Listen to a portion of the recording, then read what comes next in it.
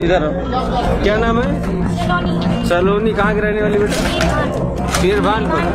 थाना सुबह। ये जैसे कह रही कि वहाँ बाइबल पढ़ाई जा रही थी, बाइबल में क्या पढ़ा रहे थे? बाइबल में शायद आपने ईश्वर तो नाम सुना ही होगा। हाँ। ईश्वर नाम सुना, तो उसी ईश्वर की हम लोग प्रार्थना करते हैं। अच्छा, तो क्या प्रार्थना में क्या कर रहे हैं? प्रार्थना में करते हैं, प्रभु से प्रार्थना करते हैं, भगवान से, गॉड से। हर एक चीज में, हर एक पुस्तक में, हर एक किताब में ईश्वर तो नाम आता ही है। हाँ। तो उसी ईश्वर की हम लोग प्रार्थना करते हैं। तो ये सारे लोग कितने लोग थे ऊपर? कितने लोग थे? मतलब 600 लोग। इतने लोग कितने? आप तो देख ही लोग। नहीं, हम नहीं देखा। अब तुम वहाँ थी, तुमको ज्यादा नॉलेज है क्या? वहाँ के कितने लोग थे? 100 लोग थे। 100 लोग थे। पैसे तो देने के लिए कहा गया था? नहीं, पैसा तो कुछ नहीं, जैसे क्या तमाम लोग कह रहे हैं कि उनको फॉर्म भराया जा रहा है। किस चीज का फॉर्म भराया जा रहा है? काहे का फॉर्म भराया जा रहा है? बेटी सगुन, प्यारी बेटी सगुन। प्यारी बेटी सगुन का। इससे क्या होता है? इससे क्या होता है? इससे भैया बोलते शादी के आगे चल के 5 साल बाद, जब 5 साल बाद किसी का बेटी जिसकी, उसकी आगे शादी होगी या कुछ भी होगा तो आगे पैसे। कौन देगा पैसे? सरकार देगी। कितना? कितना ये तो नहीं पता, लेकिन देगी। इसके माध्यम से आप लोग आए? जी नहीं, कौन बुला के लाता है इसके माध्यम?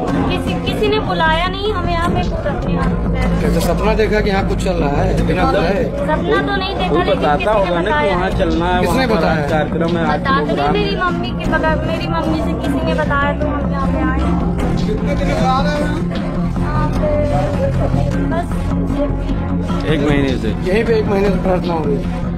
1 महीने से। बर्थडे होती है? बर्थडे नहीं होती, हाँ। संडे संडे होती है। तो ये कार्यक्रम कहाँ पे होता है? ये हर पूरी दुनिया में होता है। अभी कि आज यहाँ अभी आप यूट्यूब खोलो, अभी आपको दिखाते हैं। नहीं, जैसे आज यहाँ पर था, इसके अलावा नमस्कार प्रिय बंधुगण, ख्रीष्टर प्रिय भाई एवं भनी माने आपण मान प्रत्येक को आउ गोटे वीडियो को मुझे स्वागत करुच्छे। तेबे प्रिय बंधुगण, आज वीडियो बहुत मजा आसो, कारण एक छोट झी और सीए एमिती जवाब देइछे ख्रीष्टान विरोधी मान को। आपण केबे हेले मध्य कल्पना मध्य करि परिबे नाही। तबे प्रिय बंधुगण, आपण तो निहाती देखिले, समस्त विषय आपण देखिले निज आखिरे एवं सुनिले मध्य। एठी अनेक से आश्चर्य होथिबे जे गोटे छोट झील केमिति जवाब दे पारिबो।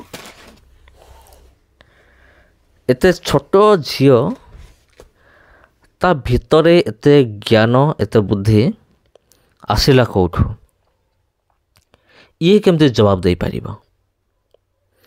तबे प्रिय बंधुगण, जदि मु कहिबी बाइबल विषय, ए बाइबल तो लिखिथिले तांकर लोक माने, किंतु लिखैथिला किए? जदि आपण कहिबे याको किए लिखैथिला, एहाको परमेश्वर पवित्र आत्मा लिखैथिले। जहाको जेमिति चालना देले पवित्र आत्मा, से सेमिति पवित्र धर्मशास्त्र बाइबल को से लिखिला। आमे देखू बाइबल मध्य जो 600टी पुस्तक रही आछि, ता प्रत्येक सहित केमती मेल खाऊचे। हाँ प्रिय बंधुगण, एटा केमिति हैला? पवित्र आत्माकर कार्य एटा। आ प्रभु मध्य वाक्य कहते, तुमने भय कर नहीं, तुमने जाओ, कारण तुम्हें कौन कहब तुमको से मुहूर्त तुमको जोगे दिज्व। से तुम कई भय कर ना, कारण तुमको जोगे दिज्व। मशा को सदा प्रभु बुद्धि देले, कथा कहवाई शक्ति देले, जिरिमिया को देले। आज जदि आम देखा ए दुनिया रे परमेश्वर छोट छोट पिला मान को व्यवहार करुँच कथा कहवा निमंते, एवं से माने एमिति कथा कहिबे प्रभुंकर लोक माने, से छोट हो कि से बड़ हो, से माने एमिति कथा कहिबे विपरीत लोक उत्तर मध्य दे पारिबो नाही। जहाको कथा कुहाजिबो ता पाटिरो भाषा मध्य बारिबो नाही। ଆଉ ପରମେଶ୍ୱର ଅସମ୍ଭବକୁ ସମ୍ଭବ କରନ୍ତି।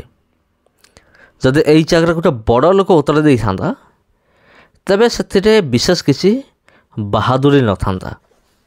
ସମସ୍ତେ କହିଥାନ୍ତେ ହଁ ଏ ତ ବଡ଼ ଲୋକ, ସବୁକିଛି ଜାଣିଛି, ସବୁ ପ୍ରକାର ଜ୍ଞାନ ୟା ଭିତରେ ଅଛି, ସେଥିପାଇଁ ସେ କହିଲା। କିନ୍ତୁ ଯେତେବେଳେ ସେହି ସ୍ଥାନରେ ଗୋଟେ ଛୋଟ ଝିଅ ହେଉ କିମ୍ବା ଛୋଟ ପୁଅ ହେଉ, ସେମାନେ ଯେତେବେଳେ ପ୍ରଭୁଙ୍କର ଶକ୍ତିରେ, ପବିତ୍ର ଆତ୍ମାଙ୍କର ଶକ୍ତିରେ ଯେତେବେଳେ ସେମାନେ କହିବାକୁ ଆରମ୍ଭ କରନ୍ତି, ସେତେବେଳେ ଯାହାକୁ ଏ ବିଷୟଗୁଡ଼ିକ କୁହାଯାଏ, କଥାଗୁଡ଼ିକ ଯାହାକୁ କୁହାଯାଏ, ସେ ମୋତେ ଆଶ୍ଚର୍ଯ୍ୟ ହୁଏ ଯେ ୟା ମଧ୍ୟରେ ଏତେ ଜ୍ଞାନ କେଉଁଠୁ ଆସିଲା। ଯୀଶୁଙ୍କ ମଧ୍ୟ ଲୋକମାନେ କହୁଥିଲେ, ଇଏ କ'ଣ ସେ ବଢ଼େଇର ପୁଅ ନୁହେଁ? ୟା ମା ନା କ'ଣ ମରିୟମ ନୁହେଁ? ୟାର ଭାଇ ଭଉଣୀମାନେ କ'ଣ ଆମ ସହିତ ନାହାନ୍ତି?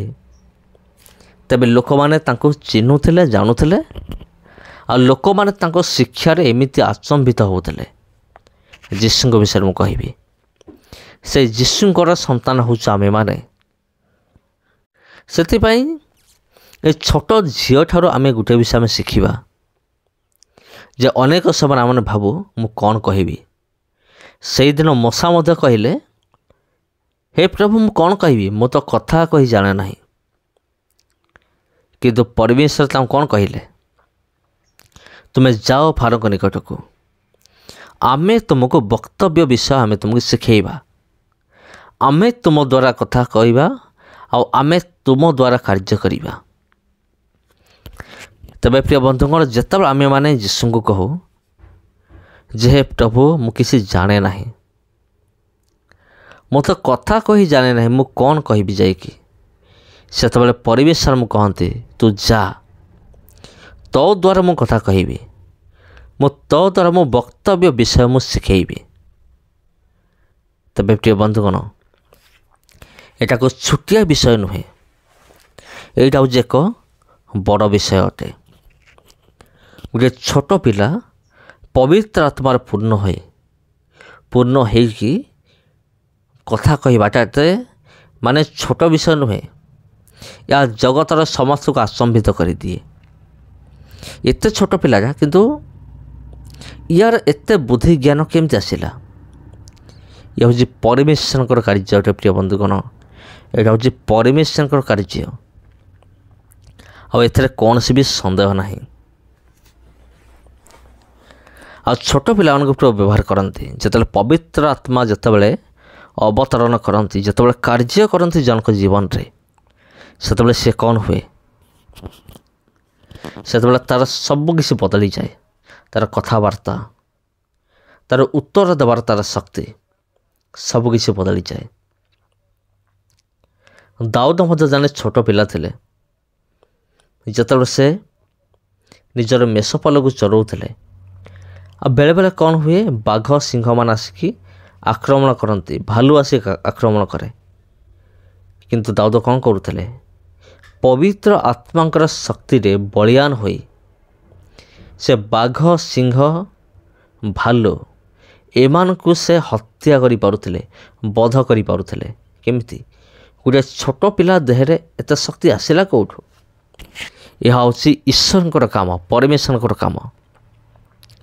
ଯଦି ଆପଣଙ୍କର ଘରେ ଯଦି କେହି ଛୋଟ ପିଲା ଆସନ୍ତି, ଆପଣଙ୍କର ଯଦି ଛୋଟ ଛୋଟ ପିଲାମାନେ ଆସନ୍ତି, ଆପଣ କେବେ ଭାବନ୍ତୁ ନାହିଁ ଯେ ପରମେଶ୍ୱର ମୋ ପିଲାମାନଙ୍କୁ ବ୍ୟବହାର କରିବେ ନାହିଁ।